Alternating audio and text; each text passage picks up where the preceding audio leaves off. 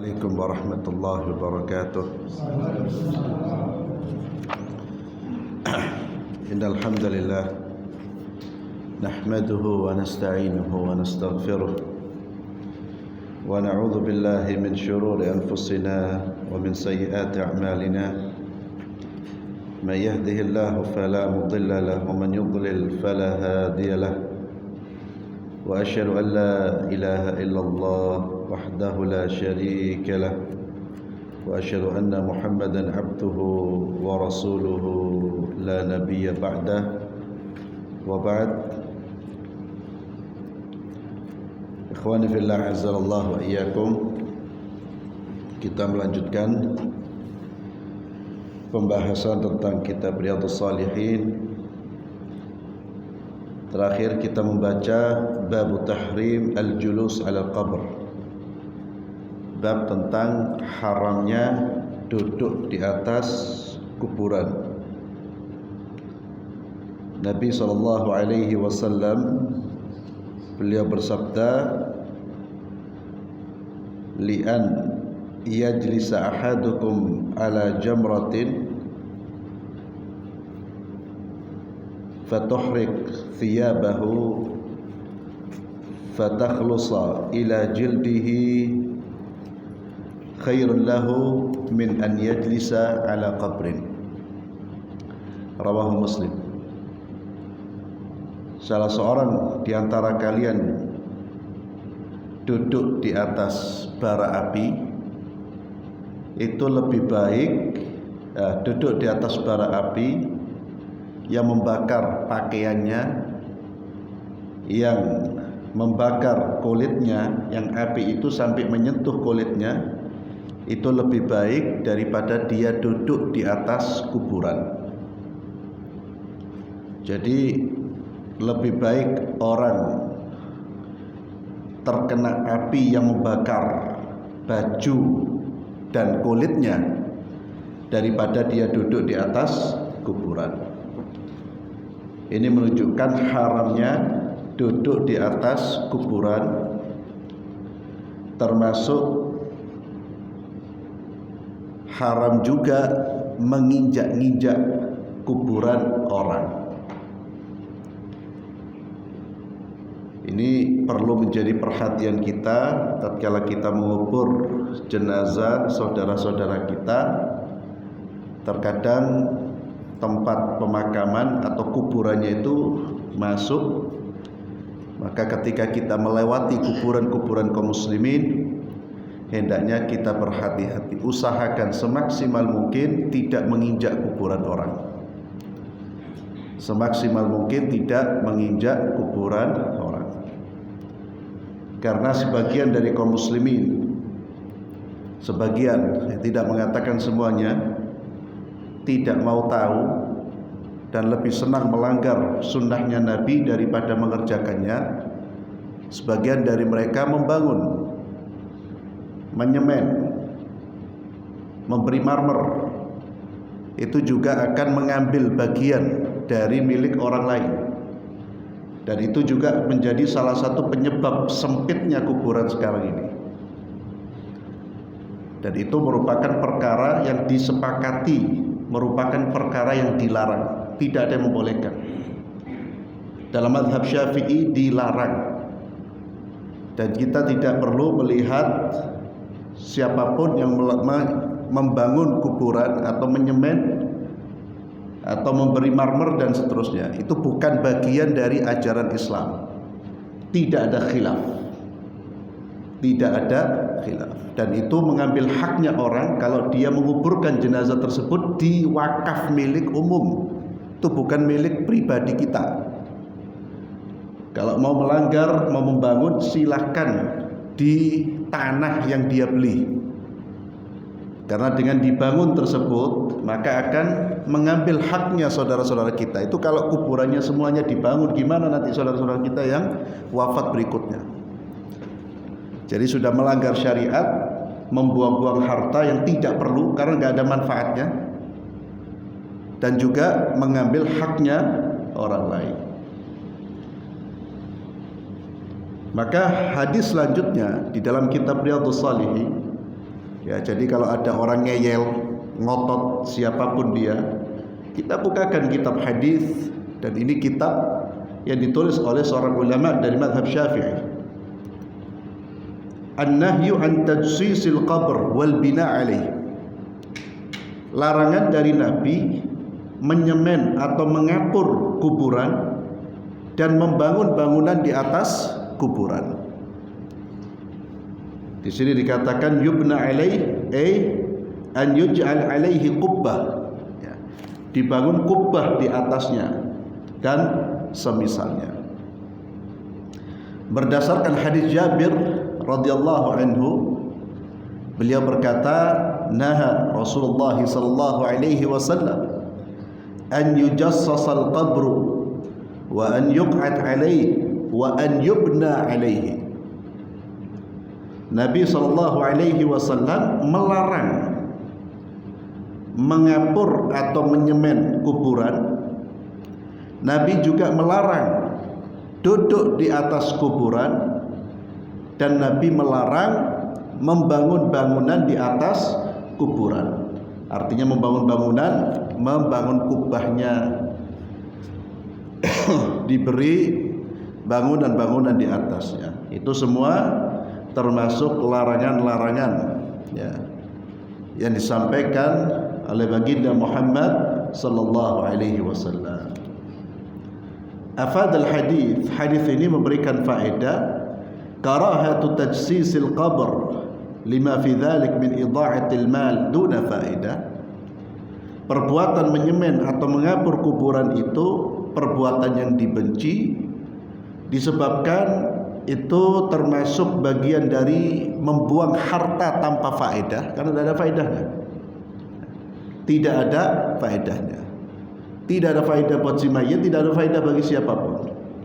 Wa qad yusbihu haraman, bahkan bisa menjadi haram idza balagha haddu sarf, jika sudah sampai pada tahap berlebihan, seperti menghiasinya dengan berbagai macam hiasan.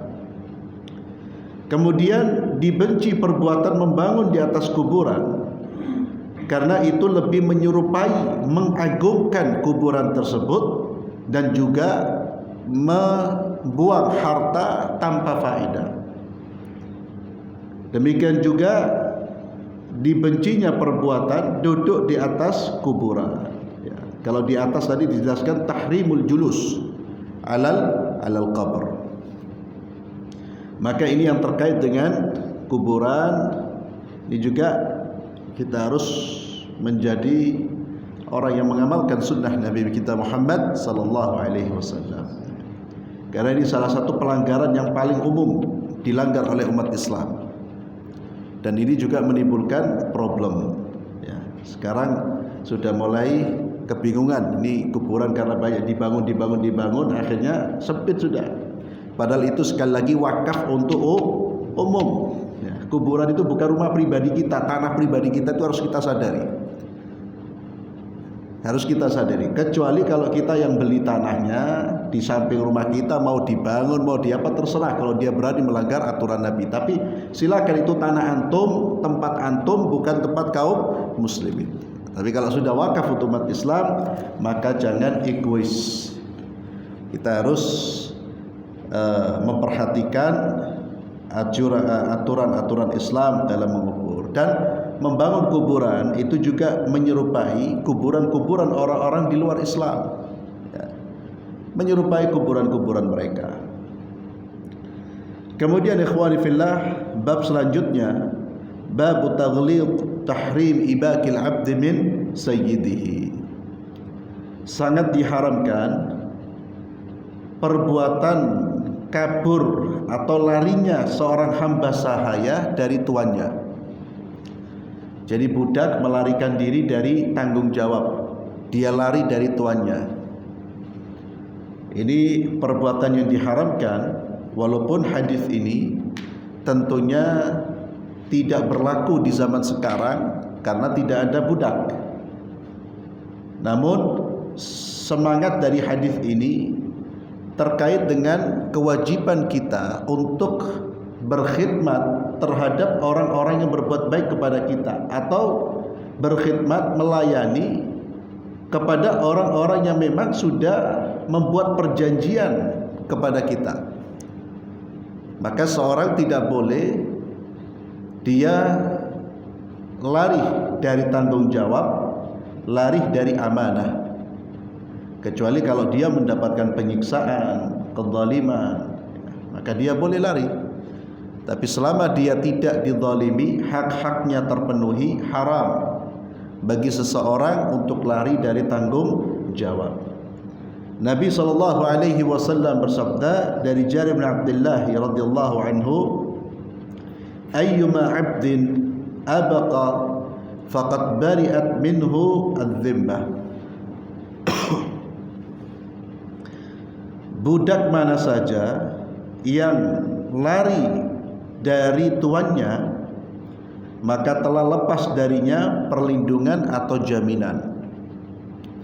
Artinya kalau dia ketika lari itu kabur, ya, kabur dari tuannya, dia terbunuh atau terluka, maka Islam tidak akan membelanya, sudah terlepas jaminan, karena dia melakukan pelanggaran terhadap aturan Allah. Dia juga telah melepaskan diri dari tanggung jawab, maka Islam melepaskan diri darinya. Di dalam hadis yang juga diriwayatkan dari Jabir dari Nabi sallallahu alaihi wasallam, "Idza abaqa al-'abdu lam tuqbal lahu salatun." Rawahu Muslim. Wa fi riwayatin faqad kafar. Jika seorang hamba sahaya lari dari tuannya, kabur, lam tuqbal lahu salat, maka tidak diterima salat baginya. Jadi tidak diterima salatnya. Di dalam riwayat yang lain, faqad kafara, maka dia telah kufur. Kata-kata lam tuqbal lahu salat, yakni kalau dia salat maka dia tidak diberi pahala.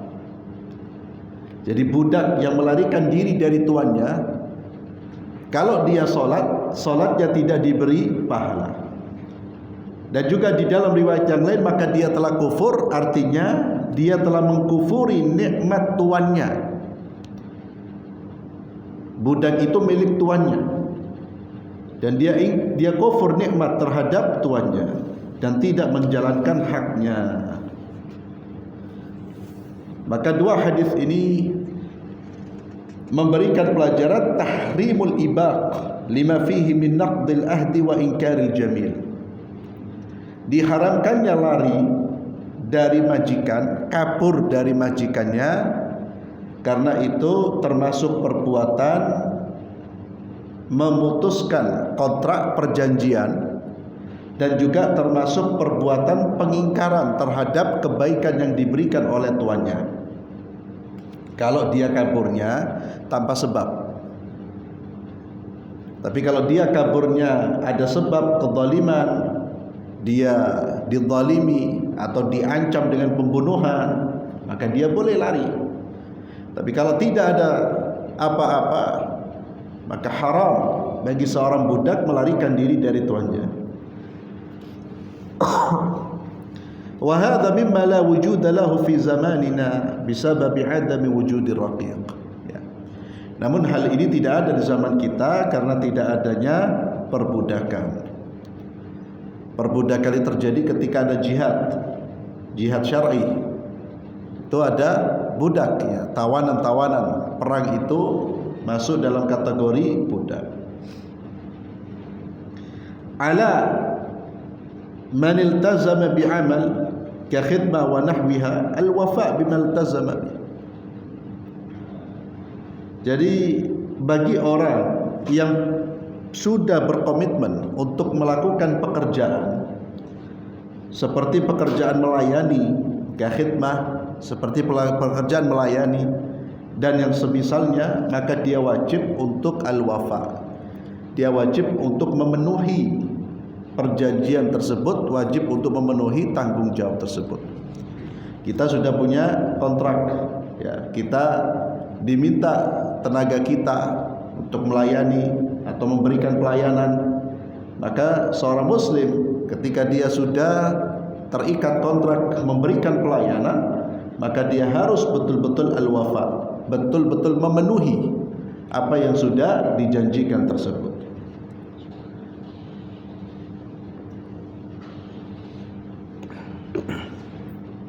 Kemudian hadis-hadis ini juga memberikan pelajaran kepada kita al-hathu ala muqabalatil ihsan bil ihsan. Anjuran untuk membalas kebaikan dengan kebaikan.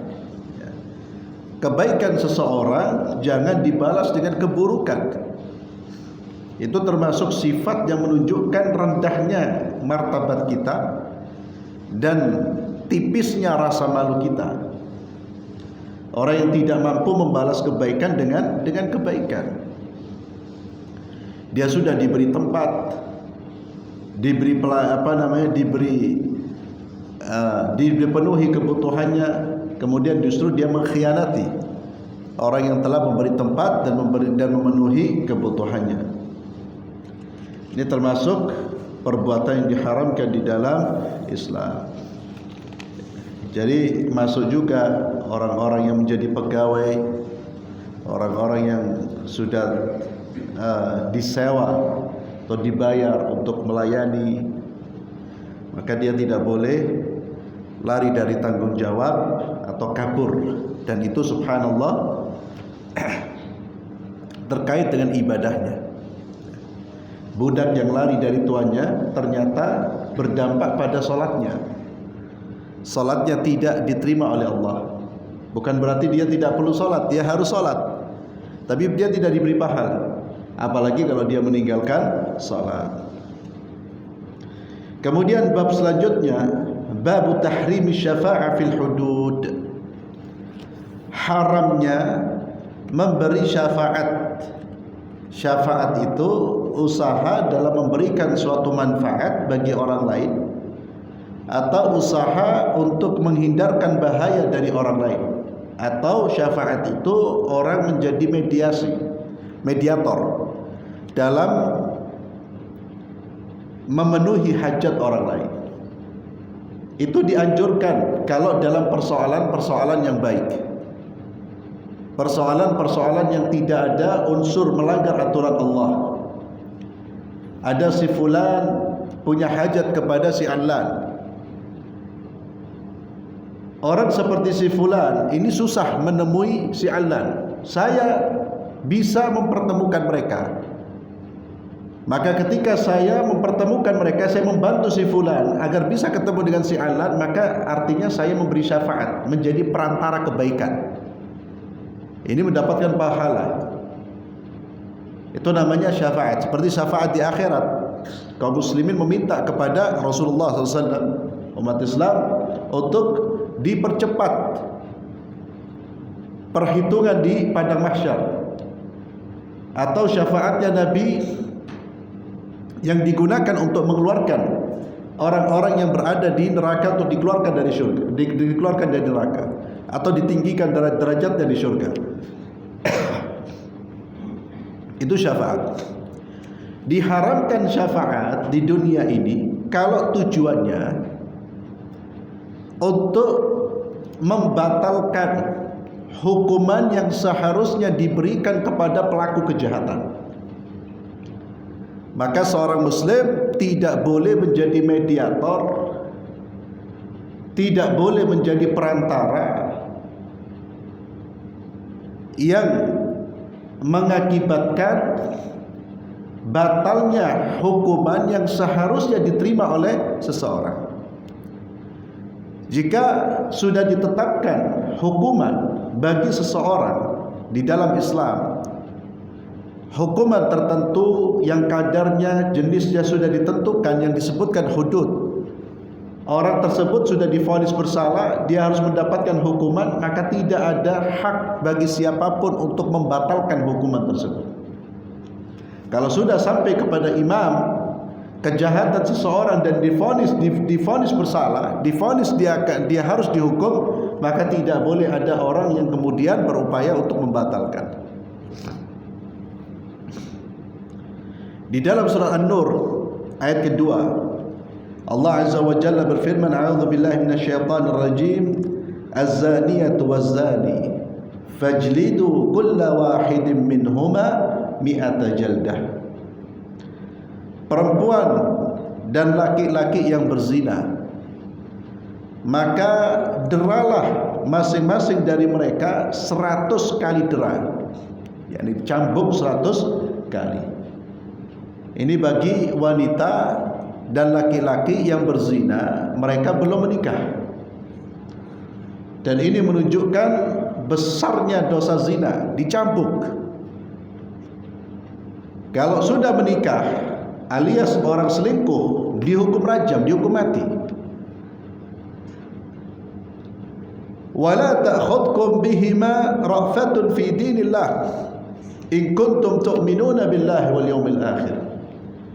Kata Allah, janganlah rasa kasih sayang mengakibatkan kalian untuk tidak menjalankan hukum Allah. Sakno le dicampur. Ra'fah, jangan. Kalau sudah hudud, hukuman-hukuman yang sudah ditentukan di dalam Islam, sudah diputuskan oleh hakim, jangan ada usaha untuk membatalkannya. Walaupun membatalkannya itu karena rasa kasihan. Kalau sudah hukum Allah, khalas. Tidak perlu kita merasa kasihan. In kuntum tu'minuna billahi wal yawmil akhir. Jika kalian beriman kepada Allah dan hari akhir. Maka ciri orang beriman kepada Allah dan hari akhir, menerima keputusan Allah, menjalankan hudud, menjalankan hukuman-hukuman yang telah diputuskan oleh Allah Subhanahu wa ta'ala, yang sudah termaktub di dalam Al-Quran. Namun yang memutuskan siapa nanti adalah pengadilan.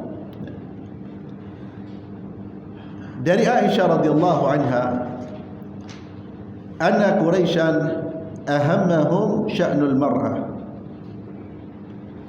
Orang-orang Quraisy itu dipusingkan oleh sya'nul mar'ah al-Makhzumiyah, oleh kasusnya seorang wanita al-Makhzumiyah, yakni wanita dari Bani Makhzum. Bani Makhzum ini far'u qabilah min Quraisy, salah satu kabilah dari kabilah-kabilah Quraisy, kabilah yang terhormat. Di antara mereka ada seorang wanita yang mencuri. Orang terhormat, wanita terhormat dari kabilah yang terhormat. Mereka merasa malu kalau seandainya si wanita ini kemudian harus dipotong tangannya.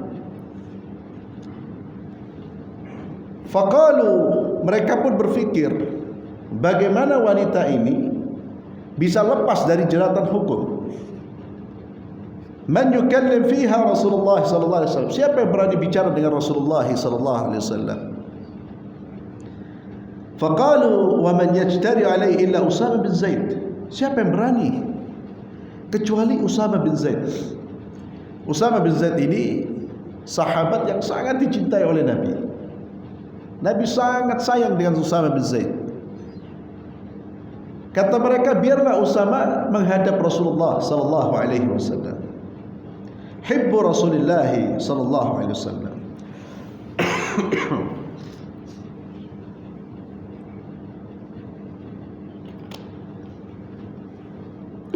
Fakallamahu Usama. Maka Usama datang kepada Rasulullah dan berbicara kepada Rasulullah sallallahu alaihi wasallam. Marah Nabi Muhammad sallallahu alaihi wasallam. Faqala Rasulullah sallallahu alaihi wasallam, "Atashfa fi hadd min hududillah?" Ya Usama, kamu menjadi perantara untuk membatalkan hukum Allah. Kamu menjadi perantara untuk membatalkan hukum Allah fi hadd min hududillah. Thumma qama fakhtataba. Kemudian Nabi berdiri dan berkhutbah. Kemudian beliau berkata, innama ahlakal ladzina qablakum annahum kanu idza saraqa fihim asy-syarif tarakuh wa idza saraqa fihim ad-dha'if aqamu alaihi al-hadd. Kata Nabi SAW, umat sebelum kalian dibinasakan oleh Allah disebabkan apa? Disebabkan ketidakadilan. Jika orang mulia di antara mereka melakukan pencurian, tarakuh, dibiarkan. Tapi jika orang lemah di antara kalian, di antara mereka yang melakukan pencurian, ditegakkan hukuman atasnya. Fawallah wa imallah, kata Nabi sallallahu alaihi wasallam, demi Allah, lau anna Fatimah binta Muhammad saraqat laqata'tu yadaha. Seandainya putriku Fatimah mencuri, aku akan potong tangannya. Hadis riwayat Bukhari dan Muslim. Ini Islam, ikhwani fillah. Keadilan yang ditegakkan. Maka tidak boleh ada orang yang berupaya untuk menyelamatkan orang yang seharusnya dijatuhi hukuman.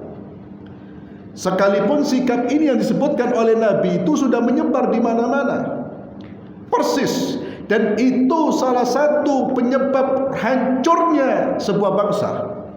Allah binasakan hatta Muslim semua penduduknya. Kalau sudah tebang pilih kasih dalam menegakkan hukuman, lemah ditegakkan, kuat dibiarkan. Kata Nabi, itulah yang menjadi penyebab kehancuran umat-umat sebelum kalian. Dan ini, praktek seperti ini, tebang pilih ini sudah terjadi di mana-mana. Ya. Kalau orang lemah ya sudah dihabisin sudah. Sehingga orang sudah jenuh melihat hukum. Ya. Sudah hampir banyak manusia sudah putus asa mau mencari keadilan. Dan ini penyebab hancurnya sebuah bangsa, ketidakadilan. Dan bagaimana Nabi Muhammad SAW mengajarkan kepada kita tentang kejujuran, keadilan. Jangankan orang lain, putrinya Fatimah yang disebut oleh Nabi Fatimah, orang yang paling dicintai oleh Nabi Muhammad SAW, anak putri yang sangat disayang oleh Nabi, itu yang menjadi contoh. Kalau dia mencuri, aku akan potong tangannya. Ini akhlak, ini sunnah namanya. Ini pelajaran buat kita juga. Bukan kita tidak hanya berbicara soal aparat penegak hukum, termasuk keadilan itu harus kita tegakkan di dalam kehidupan kita. Kalau keluarga kita salah, kita katakan salah. Kalau musuh kita, orang yang kita benci, benar, kita katakan benar. Itulah Muslim sejati. Sekarang betapa banyak kita menuntut keadilan, kita sendiri setiap hari tidak bisa adil. Hadza huwal Islam. Ini ajaran baginda Muhammad sallallahu alaihi wasallam. Maka seorang muslim itu dia akan berputar dengan kebenaran. Dia akan mengikuti mana yang benar. Dan dia tidak peduli, dia tidak melihat siapa yang berada dalam kebenaran, siapa yang berada dalam kesalahan, dia tidak peduli. Yang dia pedulikan, dia akan mendukung kebenaran, dia akan menyalahkan kesalahan. Itulah, dengan itu agama ini akan tegak, bangsa ini akan tegak. Sekali lagi ikhwani fillah, ini juga harus menjadi nilai yang harus kita pegang teguh. Tidak pilih kasih, tidak tebang pilih, tidak membela karena kekerabatan, tidak memusuhi karena bukan kerabat lah. Tapi orientasinya ingin cari kebenaran, ingin menegakkan kebenaran, ingin membangun kebenaran.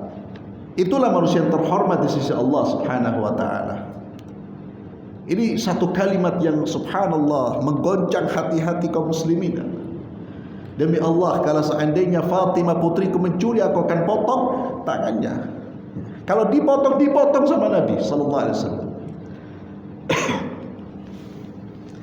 Kemudian di dalam riwayat yang lain disebutkan fatalawwan wajhu Rasulullah sallallahu alaihi wasallam. Jadi ketika Usama datang, dia berbicara kepada Nabi, talawwan, berubah warna kulit Rasulullah sallallahu alaihi wasallam, dan ini menunjukkan kemarahan beliau. Kemudian Nabi berkata, atashfa' fi haddin min hududillah. Ya Usama, engkau menjadi perantara untuk membatalkan hukuman Allah. Usama begitu takut melihat Nabi marah, melihat Nabi murka. Usama mengatakan, istaghfir li ya Rasulullah, istaghfir li ya Rasulullah, mintakan ampun kepadaku ya Rasulullah, mintakan ampun kepadaku ya Rasulullah. Qala thumma amara bitilka mar'a faquti'at yaduha. Kemudian wanita ini dieksekusi, dipotong tangannya. Ya, tangan ini pergelangan tangan maksudnya. Ikhwani fillah, azzalallahu wa iyyakum. Afadha al-hadith man'u asy-syafa'ah fil hudud idza balagat as-sultan. Maka diharamkan, dilarang seseorang menjadi perantara untuk tidak ditegakkannya hukuman ketika kasusnya sudah sampai kepada penguasa dan sudah diputuskan. Bahkan Imam Malik berkata, orang yang dikenal suka menyakiti orang lain, keberadaannya membahayakan orang lain, maka diharamkan membantu orang ini. Bahkan kalau kejahatannya belum sampai ke penguasa, dilarang kita membantu dia. Bahkan kita didorong untuk menjebloskan dia ke dalam sanksi, ke dalam hukuman.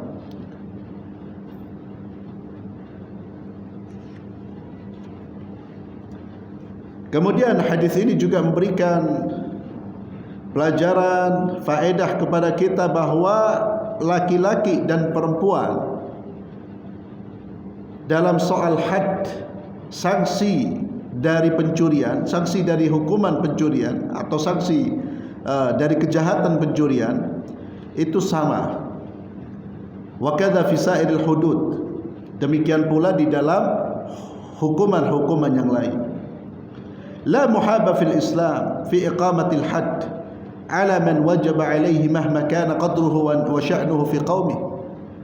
Maka tidak ada pilih kasih, tidak ada keperpihakan di dalam Islam di dalam menegakkan hudud bagi orang yang memang harus ditegakkan hukuman kepadanya, sekalipun dia punya kedudukan dan kehormatan yang tinggi. Tidak ada pilih kasih. La tuqbal asy-syafa'ah fil hudud wa la tawassut fi takhfifiha. Tidak diterima syafaat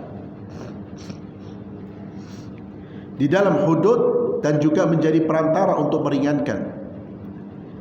Fal hudud al-muqaddara, hukuman-hukuman yang sudah ditentukan kadarnya secara syar'i, seperti tadi mencuri, tapi mencuri yang dipotong tangannya di dalam Islam itu tidak hanya sekedar mencuri, ya, ada syarat-syarat yang lain.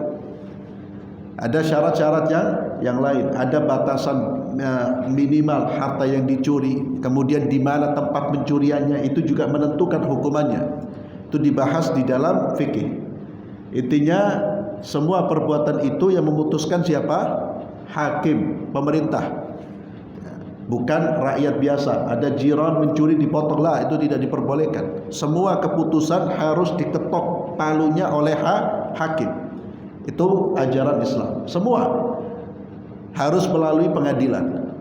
Diputuskan di pengadilan, dia harus dieksekusi, maka dijalankan eksekusi tersebut. Tidak boleh ada orang yang berupaya untuk mencegah eksekusi hukuman tersebut.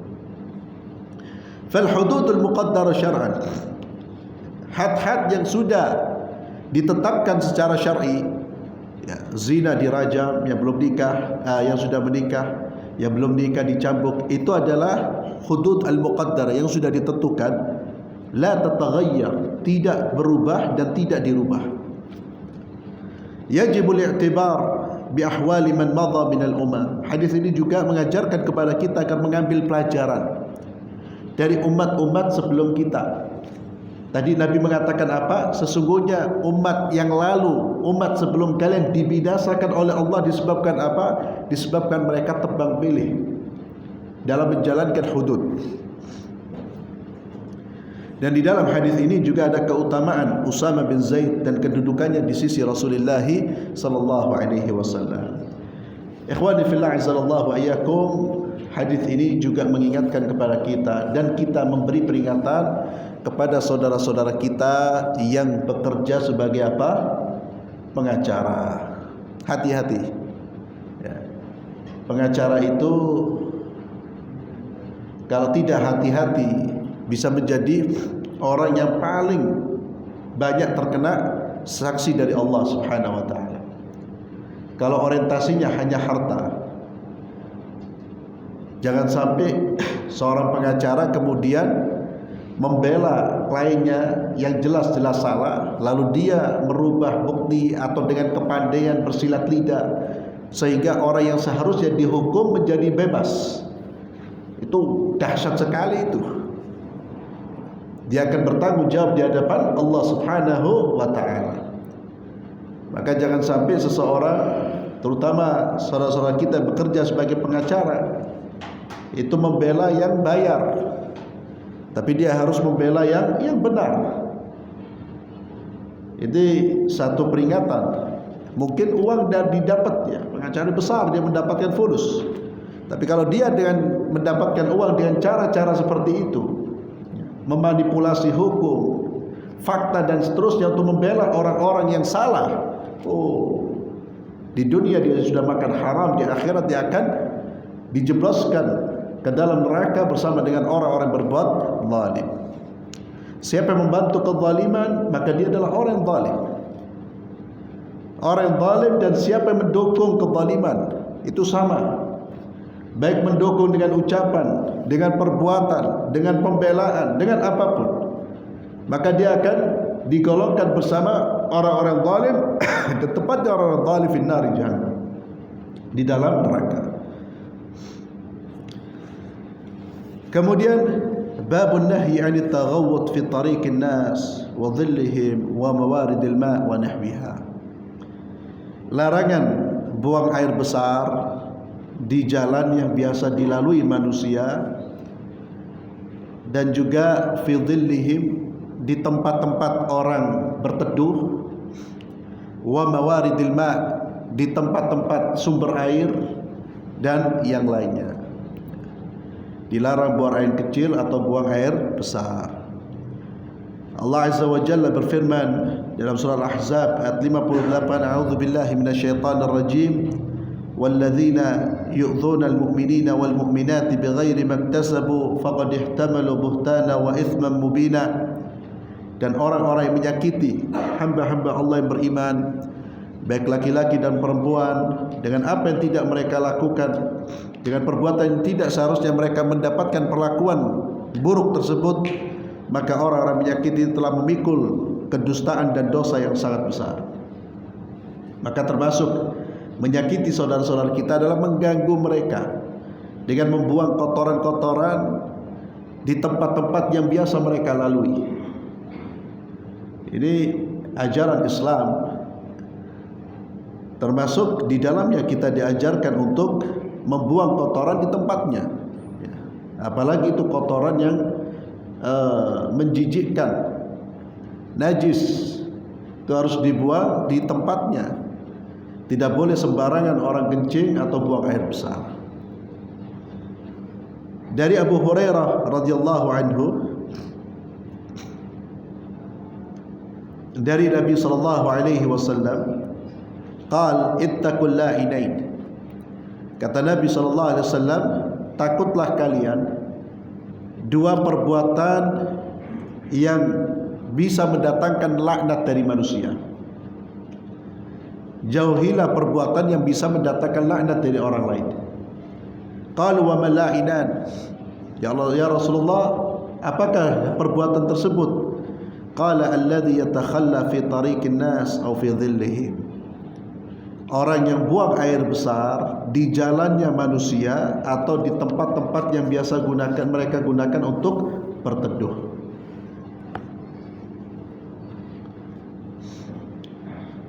Nah,